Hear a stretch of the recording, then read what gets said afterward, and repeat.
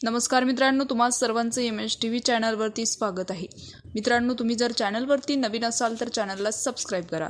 माहितीमधील घटक पक्ष असलेल्या भाजप आणि राष्ट्रवादी काँग्रेस अजित पवार गट यांच्यामधील मतभेद चव्हाट्यावर आले आहेत। केंद्रीय गृहमंत्री अमित शाह हे 2 दिवसाच्या मुंबई दौऱ्यावर आले होते।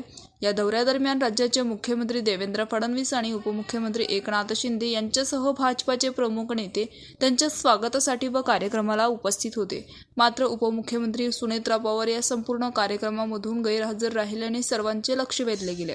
समोर आलेल्या माहितीनुसार मंत्री अमित शाह यांनी उपमुख्यमंत्री सुनेत्रा पवार यांची भेट नाकारल्याची माहिती समोर येते।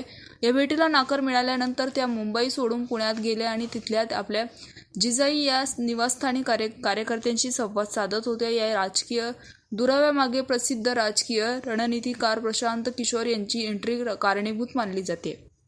दरम्यान प्रशांत किशोर यांनी नुकत्याच झालेल्या बिहारमधील निवडणुकीत भाजपा विरोधात भूमिका घेत यश मिळवले होते। असेही असताना राष्ट्रवादी काँग्रेसने आगामी राजकीय समीकरणासाठी प्रशांत किशोर यांची सल्लागार म्हणून नियुक्ती केली होती। या निर्णयामुळे भाजपाचे केंद्रीय नेतृत्व विशेषतः अमित शहा प्रचंड नाराज असल्याच्या राजकीय वर्तुळात चर्चा रंगल्या। भाजपाचा तीव्र विरोध डावलून राष्ट्रवादीने प्रशांत किशोर यांच्याशी हातमिळवणी केल्यामुळेच हा तणाव निर्माण झाल्याचं बोललं जातंय।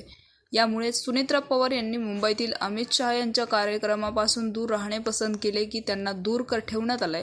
याबद्दल वेगवेगळे तर्क लावले जात आहे। आगामी काळात या वादाचा माहितीच्या सरकारवर काय परिणाम होतो याकडे सगळ्यांचे लक्ष लागलेत। तर मित्रांनो, याविषयी तुमचं मत कमेंट बॉक्समध्ये कळवा। चॅनलला सबस्क्राइब करा।